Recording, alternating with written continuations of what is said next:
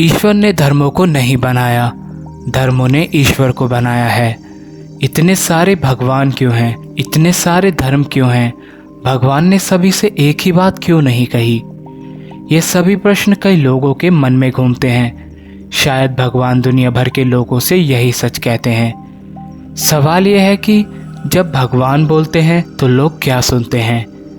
दो लोग एक ही कहानी सुन सकते हैं और बहुत अलग अर्थ लेकर आ सकते हैं। हम वही सुनते हैं जो हमें अपनी विशेष चुनौतियों का सामना करने के लिए सुनने की आवश्यकता होती है।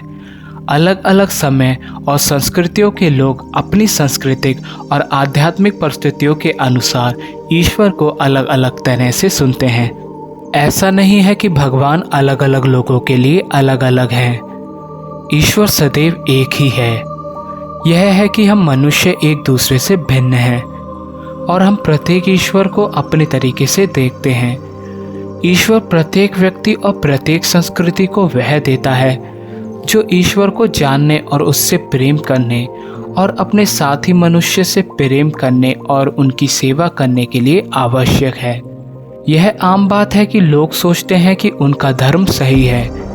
ईश्वर एक भ्रमित करने वाला विषय है और अधिकतर इसे आस्था का विषय माना जाता है। सीधे शब्दों में कहें तो हिंदू धर्म के सबसे पुराने ग्रंथों में से एक ऋग्वेद कहता है, एकम सत्य विप्रह बहुधा वदंती, यानी सत्य एक है, विद्वान इसका अनेक प्रकार से वर्णन करते हैं। हिंदू धर्म जन्म और मृत्यु के चक्र में विश्वास करता है और एक आत्मा दुनिया भर में कई बार जन्म लेती है और विभिन्न शरीरों से होकर गुजरती है।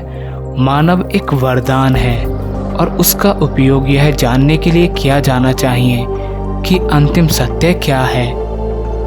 चूंकि प्रत्येक व्यक्ति विभिन्न कर्म करता है और इसलिए लाखों जन्म तक विभिन्न परिणामों का अनुभव करता है।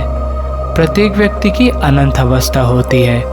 इन गुणों को मोटे तौर पर इस प्रकार वर्णित किया जा सकता है, सत्वम विचार और ध्यान, रजस धार्मिक संस्कार और तमस, जिसे बाएं हाथ का मार्ग भी कहा जाता है, जो आमतौर पर निषिद्ध होता है।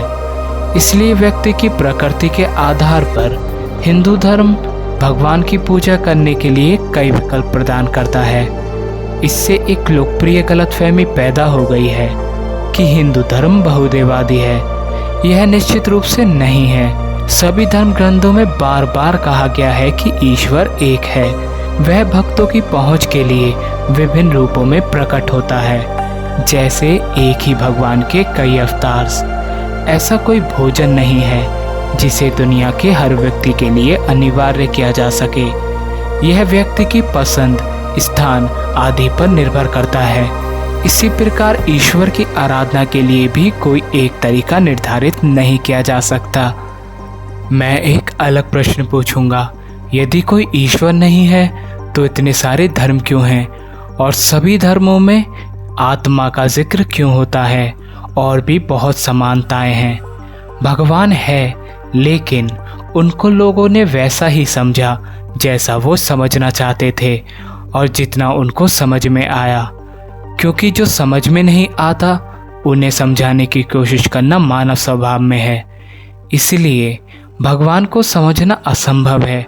भगवान ने हमें जो बताया उसको तो कोई समझ ही नहीं पाया। ऐसा मेरा मानना है। आप क्या मानते हो? कमेंट में मुझे ज़रूर बताना।